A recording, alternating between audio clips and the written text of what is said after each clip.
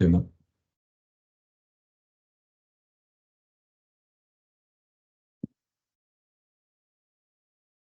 Ok, donc on va commencer. Bonjour à tous. Donc, bienvenue à la première EcoCode IO.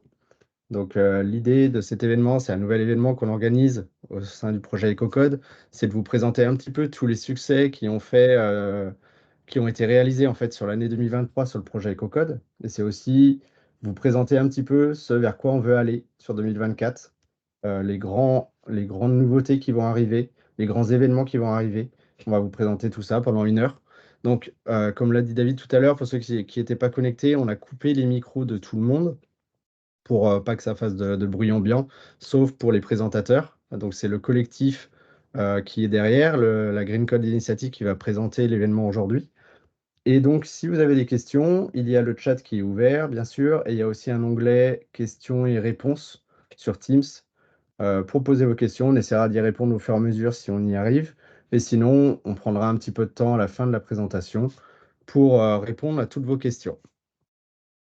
Donc, on va commencer la présentation avec le premier élément qui est le collectif. Vous présenter un petit peu qui est derrière ce collectif, qui est derrière le projet EcoCode également. Donc, derrière le projet EcoCode, il y a le collectif qui s'appelle Green Code Initiative, qui a été créé, mais qui ne vient pas de se créer. Il y a toute une histoire derrière. Donc, on va vous présenter un petit peu l'histoire du projet. David, si tu veux bien, on va passer à la slide suivante. Parfait. Alors, le projet, il a commencé d'abord par une première étape avec l'entreprise Snap. C'est une entreprise qui est importante dans le projet puisqu'elle est au début du projet, mais également avec l'université de Pau, qui est représentée ici par Olivier, qui est chercheur à cette université, et la région Nouvelle-Aquitaine. Donc en 2019, le projet a débuté par un projet de plugin SonarCube, mais plutôt orienté mobile, très orienté, uniquement orienté mobile d'ailleurs. Et pendant une année, voilà, il a existé jusqu'à rencontrer le projet qui a été créé au sein du CNUMER, donc le collectif qui est derrière et dans lequel je faisais partie, mais avec une autre personne, Jules, qui n'est pas là aujourd'hui, mais pour lequel on a créé le même projet finalement, le même projet, mais pour tout ce qui était non mobile, pour les langages, donc Java, PHP, Python à ce moment-là. Et donc, en 2021, on s'est rencontrés avec l'équipe d'EcoCode développée par Snap et l'université de Pau, et le projet qui n'avait pas de nom, qui s'appelait le plugin SonarCube du CNUMER. Et donc, on s'est dit, c'est un peu dommage de faire la même chose, chacun dans son coin. On va essayer de faire quelque chose conjointement. Donc, en fait, les deux projets ont fusionné pour devenir le projet EcoCode que vous connaissez aujourd'hui. Donc, ça avait lieu en 2021. Donc, depuis, le projet EcoCode a énormément évolué. Et aujourd'hui, on travaille non pas que sur la partie mobile, mais aussi sur tous les langages, sur différents frameworks, sur différents environnements. Donc l'idée, c'est d'apporter un certain nombre de règles, de mauvaises pratiques liées au développement pour avoir le moins d'impact possible vis-à-vis de notre code. Donc ça, c'était en 2021. Ensuite est arrivé le Crédit Agricole qui est venu vers nous en tant que partenaire et nous a dit, nous, on a une bonne idée, on a une super idée pour faire avancer le projet parce qu'on y croit, votre projet. On va organiser un hackathon. Donc, le premier hackathon a été organisé en 2022 avec une soixantaine de participants. Et donc, ça a été quand même un très beau succès. Derrière, il y a eu pas mal de résultats, pas mal de nouvelles règles qui ont été poussées. Et donc derrière, on est parti sur une deuxième édition qui a eu lieu en 2023.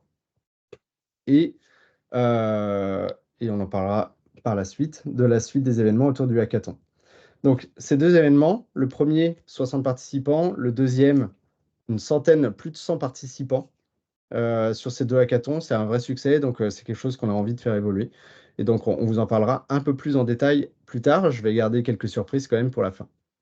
Donc voilà pour les hackathons.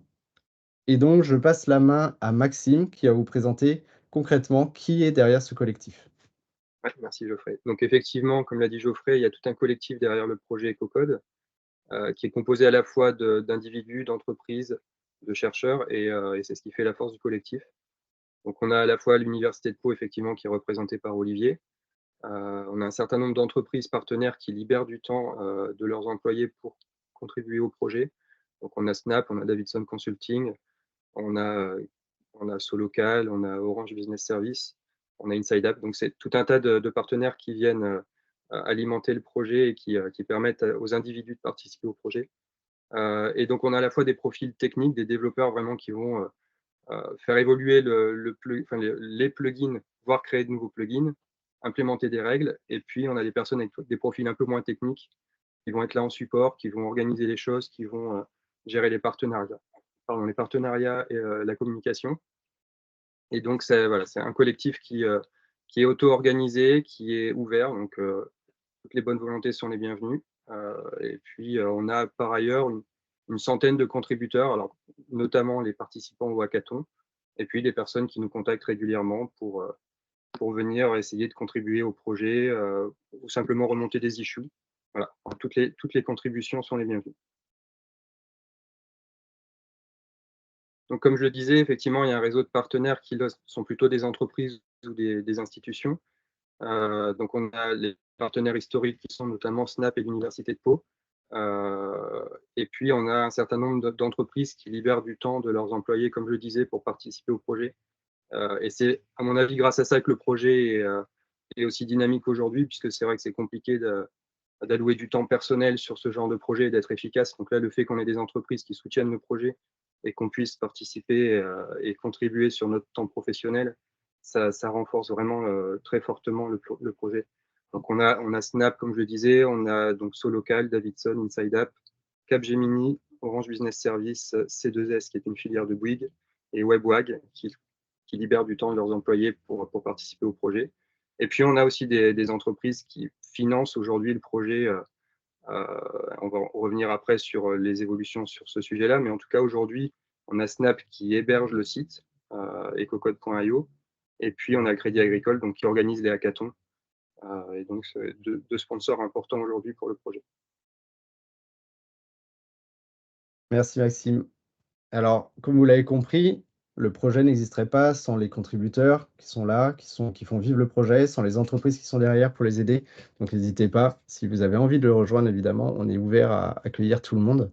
Et donc, toutes ces personnes, depuis des années, on l'a vu tout à l'heure dans la roadmap, dans l'historique, toutes ces personnes ont fait avancer le projet. Et donc, l'année dernière était une année assez importante puisqu'on a réalisé quand même beaucoup de choses. Et donc, l'idée aujourd'hui, c'était de vous présenter concrètement qu'est-ce qui s'est passé sur ce projet EcoCode et qu'est-ce qu'on a pu produire concrètement. Donc là, c'est David qui va vous présenter tout ça dans la slide qui va arriver. Alors, bonjour à tous. Du coup, donc un petit aperçu donc, de ce qui a été réalisé, comme l'a dit Geoffrey, l'année dernière. Donc, avec un petit code couleur. Donc, en vert, ce qu'on avait prévu plus ou moins et ce qu'on a réussi à terminer. En orange, ce qu'on avait prévu du coup, mais bon, faute de temps certainement. Donc, on n'a pas réussi. On va certainement aussi les retrouver, vous allez voir tout à l'heure, dans la roadmap plutôt 2024. Et des sujets sur lesquels on avait quelques idées. Si on trouvait des gens intéressés ou des gens avaient du temps à consacrer, ben, on pouvait aussi travailler dessus.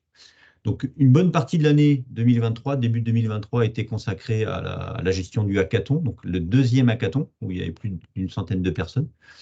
Donc, ça prend un certain temps à organiser, à préparer le travail pour les participants du hackathon. Donc, ça prend un certain temps à tout le collectif. À côté de ça, donc on avait certains sujets avec différents leads dessus. Donc les leads, c'est pas forcément ceux qui travaillent, enfin ils travaillent pas tout seuls sur le sujet, c'est vraiment le porteur du sujet. Après, voilà, dans le collectif, on se partage le travail quand même. Donc Geoffrey a été lead sur le support de la présentation générique, puisque là on sentait un petit défaut de communication sur ce que faisait le collectif, ce que faisait EcoCode, etc. Donc on a travaillé sur ce sujet-là. Il devait également travailler donc, sur les définitions de la partie plutôt partenariat sponsor et essayer aussi également de travailler sur tout ce qui est recrutement des nouvelles personnes hein, pour enrichir un peu le collectif, des experts, des chercheurs, des ambassadeurs. Donc là, voilà, le lead était Geoffrey. Bon, voilà, il n'a pas eu le temps de travailler sur le sujet à fond. des sujets un petit peu plus techniques. Donc, le plugin JavaScript qui est sorti milieu d'année. Donc là, c'était plutôt Maxime Malgorn qui va parler un petit peu tout à l'heure, qui a beaucoup travaillé et contribué sur cette partie-là. Donc, vous pouvez le voir sur le marketplace de SonarCube lorsque vous cherchez des plugins. Nettoyage de règles existantes, donc là c'est plutôt moi qui étais lead sur le sujet. On avait remarqué qu'en effet il y avait un certain nombre de règles qui étaient définies dans notre liste de règles et au final on n'avait pas forcément fait le pendant sur les règles existantes déjà dans SonarCube. Donc du coup il y avait quand même un petit travail à vérifier s'il n'y avait pas de doublon en fait de règles et si c'était le cas, ben, enlever notre règle de chez nous et plutôt taguer celle de SonarCube comme étant une règle plutôt éco. Et voilà, donc il y a peut-être un travail là-dessus. Gilles, donc, qui a travaillé sur donc, développeur mobile qui s'occupe de la partie iOS Swift. Donc là, c'est pareil, le plugin est sorti fin de première moitié d'année, donc EcoCode iOS Swift, donc avec un gros boulot aussi également effectué durant le hackathon. La partie HTML, donc un plugin EcoCode HTML, là, également, c'est Maxime Malgrand qui a travaillé dessus. Il n'est pas encore sorti, on a commencé à travailler dessus, mais voilà, on est toujours dessus, donc il n'est pas encore officiel. La partie encore mobile, cette fois partie Android, avec le code Android Kotlin. Donc là, c'est Julien qui est plutôt référent sur le sujet, avec Justin qui travaille, donc tous les deux travaillent à fond là-dessus. Bon, il y a d'autres développeurs mobiles comme Johanna, par exemple, qui ont aussi beaucoup contribué à ces parties-là. Voilà, donc sortie plutôt fin d'année.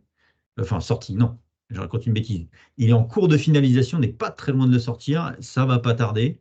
Donc voilà, on en parlera certainement tout à l'heure. Les hackathons produisent également beaucoup d'idées, de code. Donc il y a forcément des PR, des R, donc des pull requests qu'il faut également valider, checker, tester, etc. Donc on a fait. Donc l'élite, c'était moi et Maxime.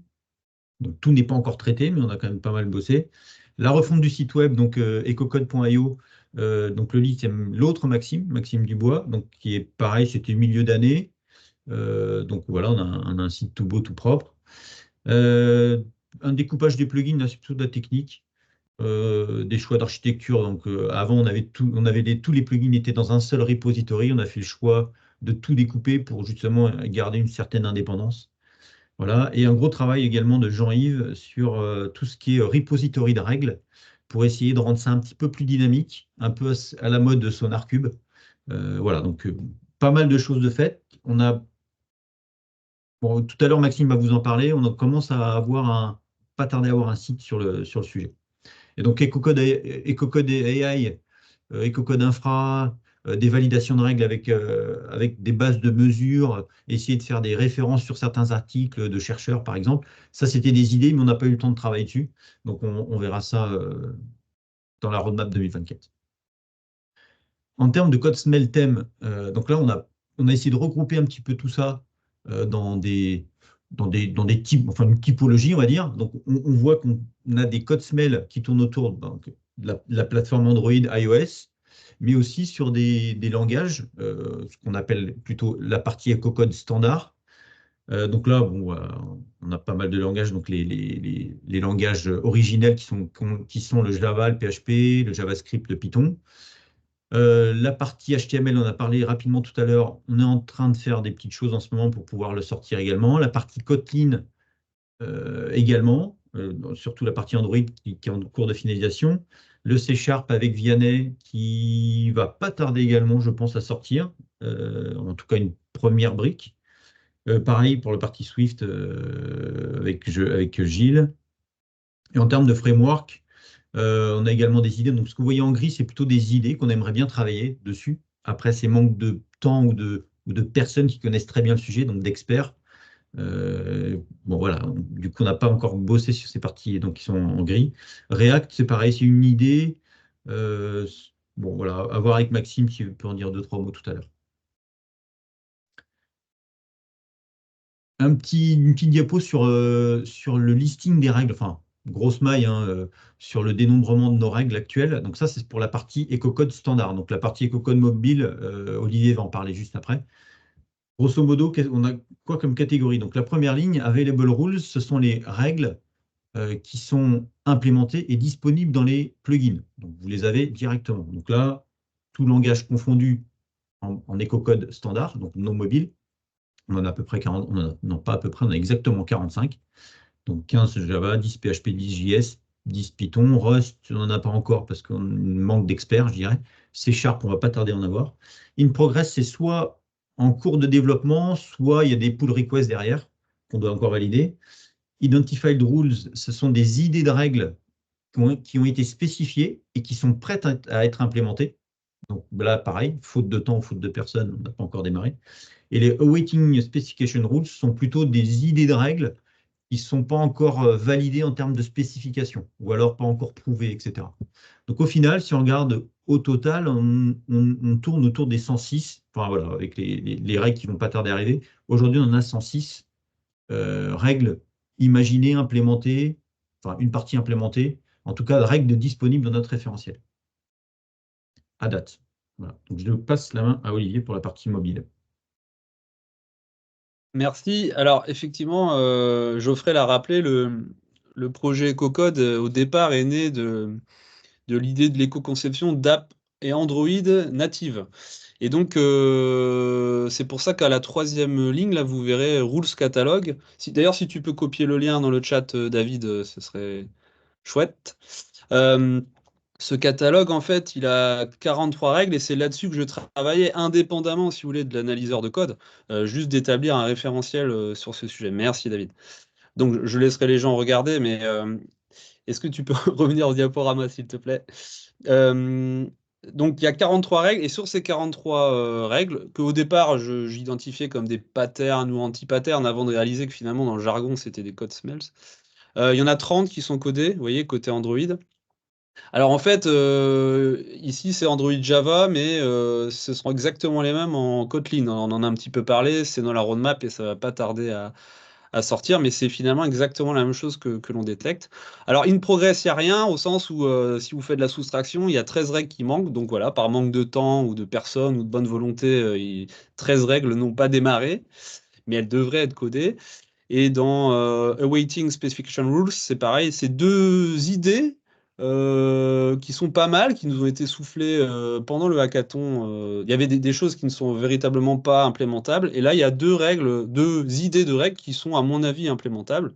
Reste à voir si c'est vraiment faisable, les petits points de blocage, etc. Donc, qui rajouteraient deux nouvelles règles. Et pour la partie iOS, je vais passer la main à Gilles, qui est là, je crois, et qui connaît bien mieux le sujet que moi. Oui, bon, moi sur iOS, comme l'a dit David, le plugin, on l'a démarré un petit peu plus tard.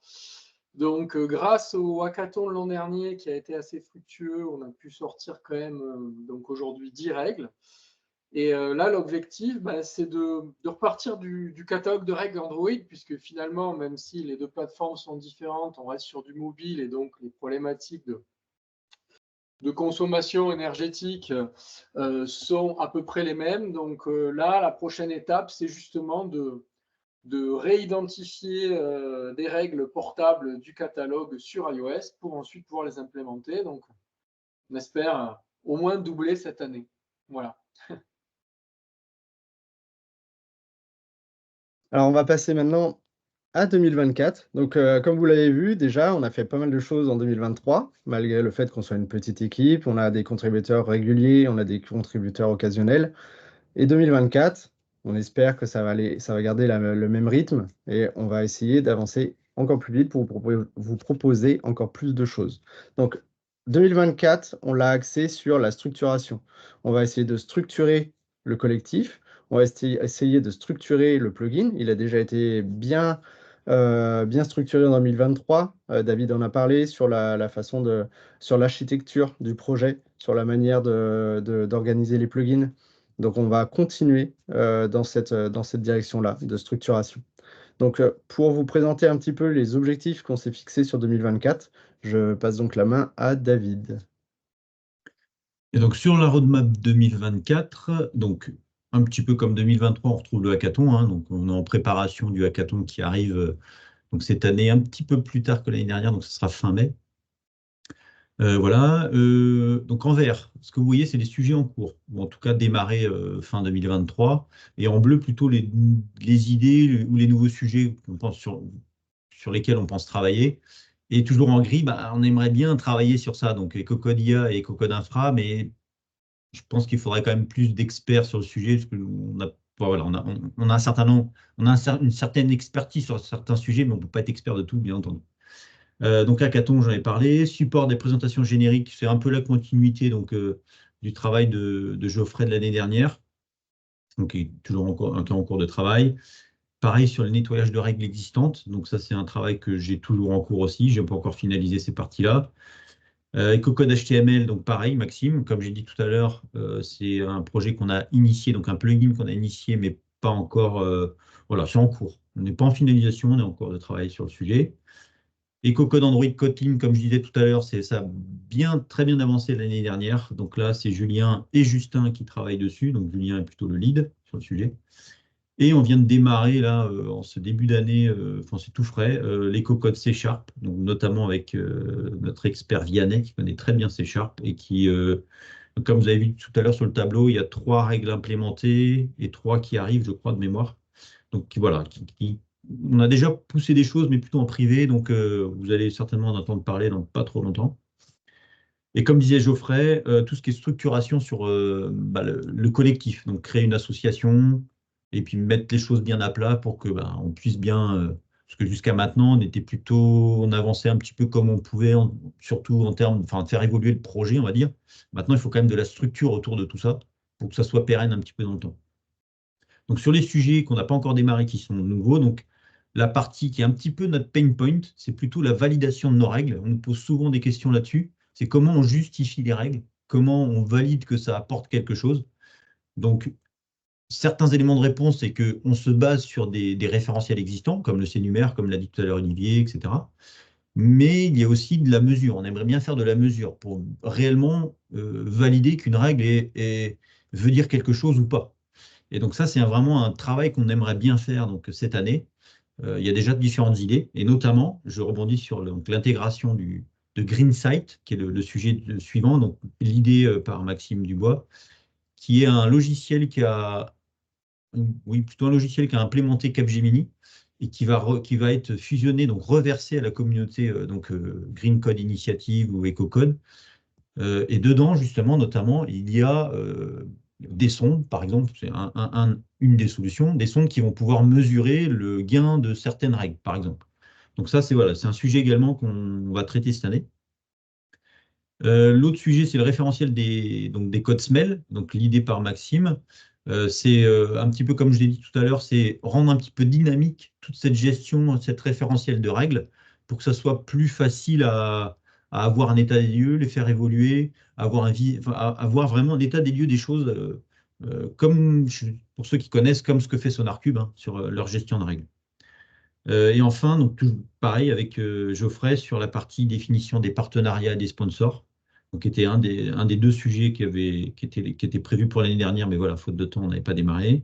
Et pareil, le recrutement, donc comme déjà différentes personnes l'ont dit avant moi, on est toujours en recherche de différentes personnes de bonne volonté, des chercheurs, donc comme Olivier, ou des experts sur n'importe quel langage.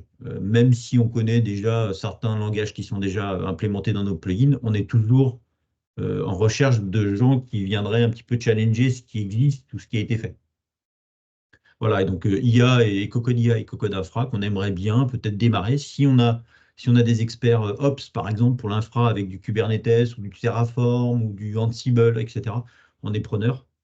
Voilà. Et puis la petite ligne run qui est un petit peu là tout le temps, c'est le suivi des issues, les corrections des différents problèmes que les gens de la communauté nous remontent, valider les PR, faire des relectures, etc. Voilà. Et je laisse la main à Maxime qui va justement parler du référentiel des BATSMEL là, sur la partie dynamisation de tout ça. Ouais, merci David. Alors effectivement, on a pour projet cette année de travailler sur ce référentiel. En 2023, on a déjà, ce qu'expliquait David, on a déjà revu la structure du projet pour séparer les différents plugins dans des dépôts différents. Et on a créé donc un référentiel commun dans le dépôt EcoCode, avec donc une spécification de toutes les règles et un tableau qui est aujourd'hui rédigé en Markdown, qui est un petit peu caché, on va dire, dans le dépôt, et pour assurer le suivi et pour pouvoir rechercher des règles, c'est pas forcément hyper pratique. Donc voilà, l'idée qu'on a, c'est de fournir un outil un peu plus graphique qui permette de lister et de rechercher les différentes règles, donc à destination de tout le monde, pas forcément pour les développeurs. Donc de consulter aussi les règles qui sont en cours de création, les règles qui ont été dépréciées, supprimées, etc. Et au final, d'avoir une vraie vitrine en fait de nos règles EcoCode qui soit mis à jour automatiquement, qui soit claire et qui soit complète, donc avec toutes les données, les descriptions, etc. Donc au niveau des fonctionnalités qu'on avait prévues pour cet outil, l'idée c'est d'avoir une nouvelle section sur le site ecocode.io qui fournisse plusieurs éléments. Donc on va pouvoir rechercher des règles, on va pouvoir les trier par technologie, par sévérité, par statut, etc. C'est ce que je disais, on va pouvoir voir le détail des différentes règles avec des exemples, une liste de références. Donc au final, tous les éléments qu'on va retrouver sur l'interface, dans l'interface SonarCube, on va aussi les avoir sur le site ecocode.io. Et pourquoi pas plus tard les mesures, ça peut faire partie d'une amélioration. Donc ça, on pourra voir. L'idée, c'est qu'il soit aussi disponible sur mobile. Donc ça, il y aura aussi une interface adaptée pour le mobile. Et donc, ça sera mis à jour automatiquement, c'est-à-dire qu'on n'aura pas besoin de modifier manuellement le site Internet. Lorsque une nouvelle règle ou une modification de règle va être faite sur le dépôt EcoCode, ce site sera automatiquement mis à jour avec les derniers éléments. Donc voilà, donc là, vous pouvez voir ici un premier jet du design de l'outil. Évidemment, c'est qu'une première version, c'est work in progress, donc il y a forcément des possibilités d'amélioration. Donc n'hésitez pas, si vous avez des retours, des idées ou des avis, on est preneur, que ce soit sur le Slack ou même si vous avez des idées pour ajouter des éléments, n'hésitez pas. Et donc au niveau de la roadmap sur ce sujet, l'idée c'est d'avoir une première version fonctionnelle d'ici cet été, ce serait pas mal, et d'avoir une version complète avec toutes les fonctionnalités que j'ai pu décrire ici pour la fin de l'année. Voilà.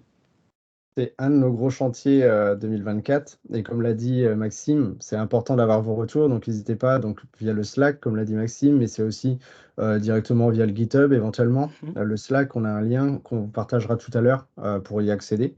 Il est ouvert à tout le monde. Donc n'hésitez pas à nous faire tous vos retours sur des idées, sur des correctifs à apporter à notre site et à nos plugins. Et donc, je passe maintenant la main à Véronique qui va nous parler du challenge. Bonjour. Pardon. Alors, vous avez vu, j'ai mis un bel arrière-plan. Donc, je suis Véronique Chastrus du Crédit Agricole. Dans le cadre de nos actions pour rendre notre numérique plus responsable, on a introduit les plugins EcoCode dans nos chaînes de développement. Alors, c'est de l'open source et on pense que l'open source, c'est une super stratégie pour le numérique responsable notamment, et que c'est bien de l'utiliser, mais aussi de contribuer. Donc, on a réfléchi et notre façon de contribuer, comme on l'a dit au début, c'est de soutenir cette bonne idée et donc d'organiser le challenge EcoCode. Donc, c'est un événement sur 2 jours pour booster la communauté, apporter de la visibilité et recruter des membres qui continueront après le challenge. C'est la 3e édition. Les 2 dernières ont été un vrai succès au dire des participants. Un événement en présentiel sur 2 jours, les 29 et 30 mai, dans un chouette endroit. C'est ouvert à tous. C'est un événement éco-responsable. Tous les repas sont par des traiteurs engagés. On a des animations, notamment la Fédération de handisport qu'on va essayer de faire venir c'est même sûr qu'il va venir pour animer un atelier, comme on n'est pas loin des JO. Et puis le handicap, c'est important. On est toujours dans un système un peu inclusif. C'est gratuit, important. Alors, c'est un hackathon, mais un hackathon qu'on a appelé challenge parce que c'est collaboratif pour un résultat utile. Concrètement, il y a 3 défis au choix pour les participants. On a les développeurs, des jeunes développeurs, ou en tout cas même sans expérience, il n'y a pas de problème, qui souhaitent se former au green coding et participer au développement des règles. On a les spotters, qui sont ouverts à des développeurs peut-être plus expérimentés, en tout cas qui s'y connaissent bien sur certains langages pour définir de nouvelles règles. Et puis les checkers, donc la nouveauté là 2024, pour ceux qui veulent participer à des réflexions et expérimentations sur des méthodes et outils de mesure. Pour ça, on va avoir des experts issus d'éditeurs, peut-être comme GreenSpector, Fruger ou Scafrand, qui seront présents pour nous aider à avancer sur la pertinence des règles. Cet événement a lieu grâce à des partenaires et des sponsors qui sont issus de grandes entreprises qui utilisent ces plugins. Et donc, on prévoit en parallèle, c'est aussi une des nouveautés cette année, d'utiliser ce temps pour nous rencontrer et bénéficier de la présence de Sonar. Sonar qui est un des sponsors de cette histoire et qui est présent pendant les 2 jours. On trouve ça bien reconnaissant pour tout ça. Et puis, dans les sponsors financiers, je peux citer Enedis, Banque de France, OB, Davidson, le TOSIT, à date, mais il y en aura d'autres. On vous informera de la liste. Voilà. C'est chouette en tout cas que ça éveille un peu ces entreprises à participer à ça. Et puis, on profite de ce webinaire pour lancer officiellement les inscriptions. C'est bien mon objectif du jour. Donc, si vous souhaitez participer à un événement collaboratif, relever le défi pour l'environnement auquel on croit tous ici, en apprendre plus sur l'éco-conception des développements, contribuer à un projet open source, rencontrer en vrai les membres de la communauté Green Code Initiative. C'est intéressant de discuter avec eux, même autour d'un café. Et puis, ou d'autres experts, même sur ce thème, inscrivez-vous. Et puis, si vous avez des questions, n'hésitez pas à me contacter ou tout autre membre de l'organisation que vous pouvez voir ici. Voilà. Merci Véronique. Et donc, on précise bien, c'est bien le 29 et 30 mai. Il y a une petite coquille dans le slide. C'est le 29 et 30 mai. Et le QR code direct sur le site pour s'inscrire. Voilà, vous pouvez aller vous inscrire.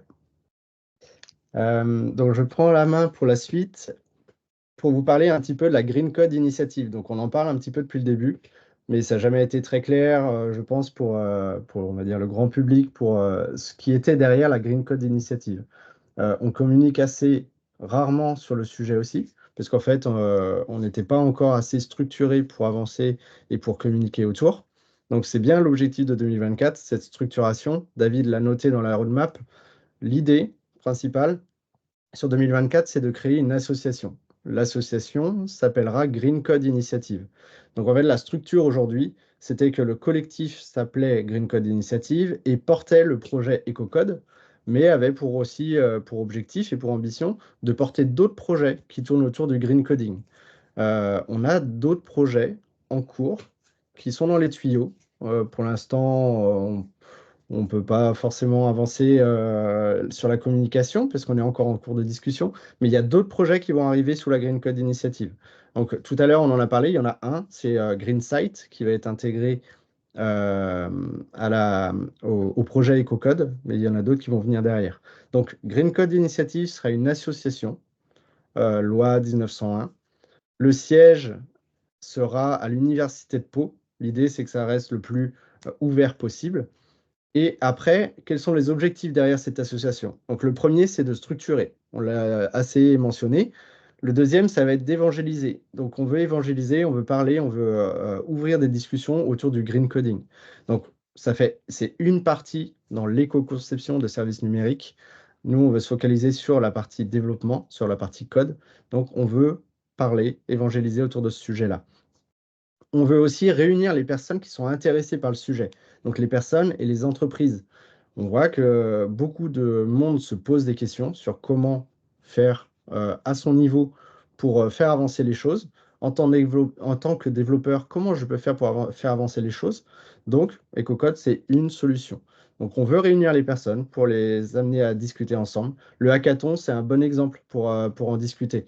C'est 2 jours où tout le monde est mélangé, tout le monde peut discuter autour du projet, mais aussi on mange des petits fours en buvant un verre. Donc c'est vraiment sympathique. Donc c'est une des occasions, mais il y en a aussi d'autres autour du Slack et à d'autres moments. L'autre sujet, c'est l'entraide, puisque donc l'éco-conception de manière générale, c'est un sujet qui est quand même pas simple, qui est quand même assez récent, assez nouveau. Donc, on veut créer cette entraide disponible au sein du collectif, au sein de la communauté. Un autre point, c'est donc évidemment de sensibiliser. Donc, l'idée principale d'EcoCode, c'était de sensibiliser le monde des développeurs. Donc, par l'apport de métriques, par l'apport d'indicateurs qui montrent si un bout de code a un impact ou non, on veut sensibiliser. On veut que ce monde du développement prenne conscience en fait que le code et le numérique dans sa globalité a un impact. Et la dernière chose, on veut aussi développer des outils de mesure.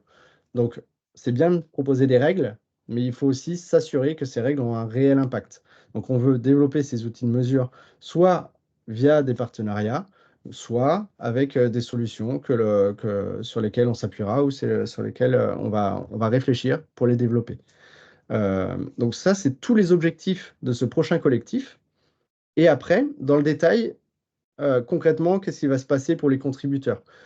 Finalement, il ne se passera pas grand-chose. L'association n'a pas pour but de faire payer les membres et les contributeurs. Donc, chaque contributeur est libre d'y adhérer. Et après, ça nous permettra aussi, nous, de nous structurer juridiquement, financièrement, pour l'organisation en fait, d'événements. Puisque donc, pour l'organisation d'événements, il faut avoir une certaine structure, il faut pouvoir récolter certains fonds. Par exemple, le hackathon a un certain coût. Donc, ça nous permet aussi de nous structurer pour gérer au mieux ces événements-là. Donc, voilà, l'idée principale, c'est la structuration. Les contributeurs, ça ne va rien changer. On est toujours ouvert à les accueillir, ça sera toujours gratuit pour eux. Et donc, on va lancer ça. Le sujet est déjà lancé et l'association sera créée courant 2024 et même normalement, ça va arriver très rapidement dans le prochain ou les prochains mois. Voilà pour la Green Code initiative. Ensuite, on parlait de GreenSight tout à l'heure. Je vais donner la main à Maxime qui va rentrer un peu plus dans le sujet pour vous présenter ce que c'est GreenSight et comment on va l'intégrer. Oui, merci. Et donc effectivement, on l'a mentionné à plusieurs reprises. Donc, il se trouve qu'on a été contacté il y a quelques mois par Capgemini, alors pour être plus précis, par la direction d'innovation de Capgemini Bordeaux, qui avait mis en place un outil qui s'appelle donc GreenSight, qui a une approche assez similaire à EcoCode, et voilà, dont l'objectif était d'outiller notamment les clients de Capgemini autour de l'éco-conception et du green coding. Donc concrètement, c'était un ensemble de plugins Sonar exactement comme EcoCode, avec l'objectif d'automatiser au maximum la mise en place de bonnes pratiques d'éco-conception au niveau du code, basé sur des référentiels similaires à ceux auxquels on fait référence, notamment les 115 bonnes pratiques du CNUMER. Mais qui n'était pas open source dans un premier temps, puisque c'était vraiment une volonté d'outiller les clients, mais sans forcément, dans un premier temps, l'ouvrir pour des questions de stratégie, on va dire. Finalement, ça s'est débloqué récemment et donc Capgemini nous a recontacté pour discuter de la possibilité d'intégrer GreenSight à EcoCode et des modalités d'intégration. Donc l'idée, c'est que GreenSight est composé d'un certain nombre d'éléments, dont des règles. Donc sur cette partie-là, c'est assez facile, on va pouvoir réintégrer les règles après avoir fait un petit différentiel entre les deux référentiels pour voir ce qu'on garde pas, le meilleur des deux mondes. Et puis ensuite, il y a d'autres outils qui vont venir enrichir EcoCode. Il y a notamment un dashboard, donc une interface utilisateur un peu plus riche, puisqu'aujourd'hui EcoCode ne propose pas cette fonctionnalité-là. Donc ça permettra de répondre à un vrai besoin qui a été exprimé par les utilisateurs, d'avoir une interface un peu plus complète et de pouvoir gérer des indicateurs sur les remontées d'EcoCode. Et puis, comme on le disait tout à l'heure aussi, il y a un ensemble de sondes qu'on va peut-être pouvoir intégrer. Donc là, il y a des réflexions en cours, puisque comme on l'a dit, tout ce qui tourne autour de la mesure et de la validation des règles, c'est encore assez balbutiant chez nous. Donc on va essayer de voir comment on pourrait éventuellement valoriser cet aspect-là du projet GreenSight et comment nous, on peut venir greffer les idées qu'on avait aussi pour enrichir cette partie-là. Donc en tout cas, c'est vraiment très positif parce qu'on voit qu'il y a une convergence des initiatives sur des problématiques techniques qui sont similaires et une volonté vraiment de tous s'unir sur le projet pour aller plus vite, aller plus loin et puis ne pas perdre de temps sur des détails d'implémentation et essayer d'être efficace et d'avoir un projet le plus complet possible. Donc on est très heureux d'accueillir Capgemini et ce projet-là et de travailler à cette intégration. Et on espère que rapidement, on pourra vous donner des nouvelles de l'avancée et intégrer des premières règles, des premiers outils et avoir des premiers résultats. Et notamment, on pense profiter du hackathon, enfin, du challenge pour travailler sur cet aspect-là, mobiliser un peu les équipes et notamment, il y aura les personnes à l'origine de Greenside qui seront là. Et donc, l'idée, c'est de profiter de ce temps fort et de la présence de tout le monde pour avancer sur le sujet de l'intégration.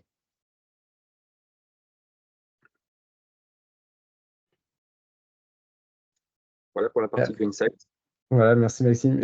Tu gardes la main du coup pour le club utilisateur.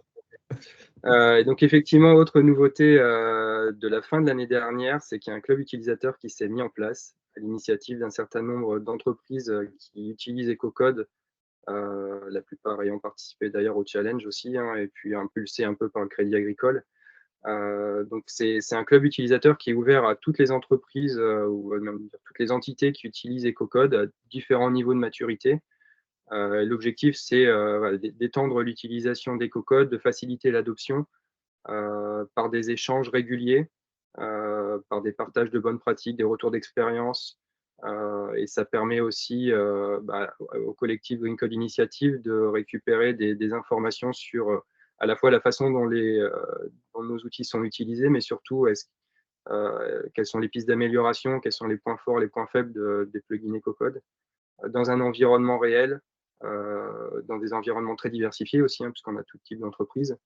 Et donc, c'est vraiment très intéressant d'avoir cette mobilisation spontanée, on va dire, des utilisateurs, parce que c'est absolument pas à l'initiative du collectif, mais c'est vraiment fait à l'initiative des entreprises. C'est ouvert à toutes les entreprises, encore une fois, donc n'hésitez pas à rejoindre le club utilisateur. On va ajouter prochainement sur le site ecocode.io une page qui présente le club utilisateur avec les liens pour contacter les participants et rejoindre le club. Et l'idée, c'est vraiment voilà, d'enrichir les échanges et comme je le disais sur la slide précédente, d'essayer de faire converger toutes les utilisations, toutes les contributions pour aller plus vite sur le projet.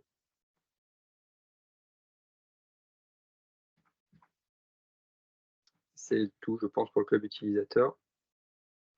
Ah oui, David, tu peux passer à la fin. Voilà. Maxime, tu veux faire la conclusion? Oui, pardon, j'avais coupé le micro, mais effectivement. Non, bah voilà, donc tout ça pour dire qu'on est très content de la tournure que prennent les événements, parce que c'est vrai qu'on voit qu'il y a une dynamique très positive sur le projet. On a bien vu l'évolution entre les différents challenges. Et puis au sein du collectif, il y a vraiment de plus en plus de participants, de contributeurs, de contributrices. On s'enrichit d'apports externes qui viennent se fusionner avec le projet d'origine. Et d'ailleurs, c'est comme ça que le projet s'est monté au départ, hein, comme on l'a présenté tout à l'heure dans l'historique. Et c'est vraiment la volonté qu'on a de faire converger un peu toutes les initiatives autour du green coding au sein de l'association Green Code Initiative qui va arriver. Et donc, toutes les bonnes volontés sont les bienvenues, encore une fois, pour nous rejoindre. Donc maintenant, on va peut-être passer à une séance de questions-réponses, je pense. Hein, Ouais, c'est ça. Merci Maxime. Donc voilà, donc n'hésitez pas à poser toutes les questions que vous avez dans le chat ou dans l'onglet questions-réponses. On pourra même ouvrir le micro si vous en avez des plus précises. J'en ai noté quelques-unes. Je vais y répondre vite fait. Donc il y en avait une première ça serait une bonne idée de cibler React Native aussi. Alors en effet, c'est une très bonne idée. On n'a pas identifié forcément d'experts sur le sujet. Mais donc, ce qu'on disait, c'est que si vous avez envie de cibler une techno, un framework, un environnement, etc., euh, au sein de votre entreprise parce que vous en avez le besoin, parce que vous avez des projets qui tournent dans cet environnement-là, il ne faut pas hésiter à nous contacter. Peut-être qu'on a déjà l'idée en tête, peut-être qu'on a déjà avancé dessus, ou tout simplement, on peut vous accompagner pour créer ce nouveau plugin ou ces nouveaux tests autour de l'environnement. Ce ne sera pas forcément via un plugin SonarCube, mais on peut vous accompagner parce qu'on sait le faire, on sait comment structurer un nouveau plugin. Même si on ne connaît pas la techno en question, on peut vous accompagner sur le sujet. Donc ça, il ne faut pas hésiter à nous contacter. Une autre question, c'était, est-il possible d'avoir le lien du Slack? Alors, j'ai copié le lien du Slack dans la conversation. Si vous ne la retrouvez pas, elle est pas très loin des derniers messages. Donc le Slack est ouvert à tout le monde, n'hésitez pas à le rejoindre. On essaie de communiquer dessus de façon régulière sur le canal général, sur les comptes rendus de réunions, sur tout ce qui va se passer de manière importante, mais il y a aussi différents canaux un peu plus ciblés sur des sujets particuliers. Si vous êtes intéressé par un plugin particulier, vous pouvez aller vous inscrire. Alors, je ne sais pas si on dit inscrire, mais vous pouvez vous enregistrer sur les canaux et suivre les événements qui se passent sur un plugin en particulier. C'est de la même façon, on ne l'a pas dit, mais le projet EcoCode organise toutes les 2 semaines une réunion le vendredi à 14h et qui est ouverte à tout le monde sur un Slack, sur un environnement, sur une visio tribal. Donc, on a essayé de trouver une solution la plus green possible aussi. Et donc, elle est ouverte à tout le monde. On est là pour discuter du plugin, mais on est là aussi pour répondre aux questions pour ceux qui veulent rejoindre le projet, qui veulent contribuer, qui ont des idées, etc. Donc, vous êtes évidemment la bienvenue. Sur le Slack, on communique régulièrement pour vous redonner le lien pour accéder à cette réunion. Une autre question qui était sur l'organisation du challenge. Qu'est-ce qui va se passer pendant ces 2 jours? Alors, on n'a encore pas finalisé le planning, mais on peut déjà vous dire que, donc Véronique l'a très bien dit, on aura 3 groupes, les builders pour coder des nouvelles règles, les spotters pour réfléchir aux nouvelles règles, et les checkers pour mesurer ces règles. Donc, chaque participant pourra se rattacher à un de ces 3 groupes. Mais on aura aussi, on est en train d'organiser des différentes conférences. On l'avait fait déjà l'année dernière. On était tombé sur des conférences qui étaient très intéressantes et qui sont évidemment en lien avec le sujet d'EcoCode. Donc il y aura toujours ces conférences, il y aura des animations. Et évidemment, il y aura plein de moments de convivialité et d'échange pour discuter autour du green coding et autour du projet. Et ensuite, autour de GreenSight, voilà, on a eu la réponse. Donc, autour de GreenSight, si vous voulez avoir plus d'infos et plus de capture d'écran, vous pouvez contacter Gaël Prudhomme qui est connecté d'ailleurs, je crois l'avoir vu passer tout à l'heure. Et aussi, je crois on prévoit que ce soit le prochain thème de la prochaine rencontre du club utilisateur. Que Capgemini vienne nous montrer le dashboard. Donc, pour s'inscrire au club utilisateur, faut nous contacter. Ou Gaël ou moi, comme vous voulez. D'accord, donc Véronique, est-ce que éventuellement tu peux partager ton adresse mail? Bien sûr, bien sûr. Merci. Voilà, comme ça, donc si vous voulez rejoindre le club utilisateur, vous contactez Véronique et vous serez mis dans la boucle. En attendant un process un peu plus industrialisé. Ouais. Ça va venir, pardon.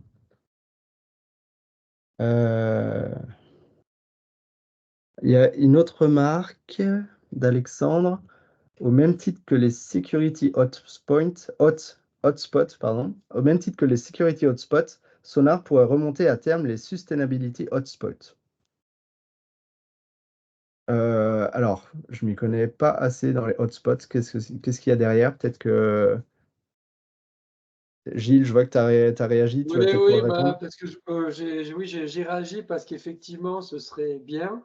Mais il faudrait que ce soit disponible dans l'API Sonar. Aujourd'hui, en fait, on va soit remonter des issues, ce qu'on utilise aujourd'hui, soit on peut remonter des hotspots qui sont plutôt des questions pour attirer le développeur sur « j'ai remarqué qu'il y avait ça, est-ce que c'est normal ou pas ?» Et c'est vrai que dans le cas de nos codes SMEL, ce système de hotspot serait plus approprié. Typiquement, si je prends les cas du mobile, on va regarder un peu comment le GPS et sa précision est utilisé, puisqu'il va avoir un impact direct sur la batterie. Mais on ne connaît pas le cas d'usage de l'application. Donc, on va remonter que c'est un point à surveiller, mais ça ne veut pas forcément dire que c'est une erreur. C'est peut-être voulu. Le hotspot va permettre de dire « Ok, je valide, c'est voulu ». Alors, on peut faire l'équivalent en utilisant les issues et en les notant en faux positif, hein, si vraiment on ne veut pas qu'elles remontent parce qu'on pense que c'est un comportement normal et souhaité sur son projet. Après, pour compléter ce que tu dis, Gilles, justement, l'intégration de GreenSight qui a une IHM particulière où on peut voir justement des pseudo-hotspots pour la partie écho. Je pense que ça pourrait être pas mal. Après, ce qui est embêtant avec SonarCube, c'est que on peut pas contribuer, enfin, on peut pas modifier les pages de SonarCube, sauf dans un endroit très particulier où on peut ajouter une page custom à nous. Et il n'y a que cet endroit-là. Donc, si vous allez sur la page d'accueil d'un projet, où là, vous voyez les hotspots, les security, enfin, il y en a plein, là, on ne peut pas venir se greffer. Enfin, comme ça, grosse maille, je pense pas que. Enfin, en tout cas, ils n'ont pas ouvert leur IHM. Ils ont ouvert qu'une petite partie. Et c'est ce que fait le logiciel GreenSight. C'est qu'ils viennent se greffer. Ils ont rajouté une page custom pour la partie écho. Donc, peut-être qu'on pourrait se greffer un peu là, tu vois. À étudier, mais tu vois, on n'a pas encore dû. Enfin, on n'a pas encore creusé la partie technique de l'intégration de GreenSight, mais ça pourrait être une idée. Ouais. Mais je suis d'accord, il faut maximiser l'utilisation de ce genre de page qui remonte très facilement visuellement des choses. Tout à fait. Et Alexandre, tu as remarqué juste, on devrait passer par des discussions avec Sonar. Et en effet, donc on a des contacts chez SonarCube, chez SonarSource plutôt, l'entreprise. On discute régulièrement avec eux et notamment lors des hackathons où ils sont là 2 jours avec nous. Ils voient comment avance le projet, ils voient dans quel sens on va et ils nous ouvrent aussi ils nous ouvrent des informations en fait sur l'avenir de SonarCube et sur comment on va pouvoir s'intégrer dans tout ça. Donc, ça va être aussi l'occasion, je pense, au mois de mai, fin mai, d'en discuter avec eux et éventuellement avancer sur cette partie-là. Oui. Et comme ils sont là pendant le hackathon, pendant le challenge, vous êtes aussi libre d'aller discuter avec eux. Donc, vous pourrez en profiter si vous avez envie. Est-ce qu'il y a d'autres questions? Je pense qu'on a répondu à tout. On ne va plus rien passer. Hop. Non, ça va l'air pas mal. Après, il ne faut pas hésiter à aller sur le Slack, hein. Il y a plusieurs channels. Vous arrivez sur le channel général, normalement, vous pouvez poser des questions. Vous pouvez intégrer des channels, comme disait Geoffrey tout à l'heure. Donc, vous ouvrez rejoindre, je crois que c'est rejoindre un channel, et là, vous avez la liste complète. Normalement, les noms suffisent de dire ce qu'on y fait dedans. Il ne faut pas hésiter à poser des questions, et on est assez réactif normalement sur le Slack. Complètement. Bon, moi, s'il n'y a pas d'autres questions. Ah si, Alexandre, autre projet d'intégration, un plugin Sonar pour Confluence et Jira. Alors là, ça, il faudra plutôt voir avec Sonar, je pense, comment c'est intégré. Alors, sachant On pourrait imaginer les choses, mais il faudrait des accès réseau, etc. Parce qu'il faudrait que Sonar puisse. Bon, après, il faut étudier la chose. Je pense que c'est possible, parce qu'un plugin Sonar, au final, c'est du code. On pourrait très bien faire appel à une URL externe, par exemple, pour aller poster des choses dans Jira. Pourquoi pas? Après, est-ce que c'est la bonne manière de faire? Je ne sais pas. Je et en pense qu'il termes de faudra en discuter sécurité. avec Sonar pour voir ce qu'ils en pensent, mais c'est une bonne idée, ouais. Pourquoi pas? Alors, sachant que pour ce type d'idées, c'est toujours des très bonnes idées, on est toujours preneur de propositions ou d'idées. Vous pouvez aller sur le Slack, sur le Slack, c'est une possibilité, mais vous pouvez aussi créer des issues directement sur le GitHub. Les issues ne sont pas forcément liées qu'à des problèmes. Vous pouvez aussi proposer des idées, des solutions. Et on est évidemment preneur par ce canal-là de feedback. Voilà, merci Alexandre pour ces idées. Bon, je vois pas d'autres questions passer. On va pouvoir clôturer. Alors, merci à tous. Alors, aux participants qui sont là aujourd'hui. On est monté jusqu'à 43 participants aujourd'hui.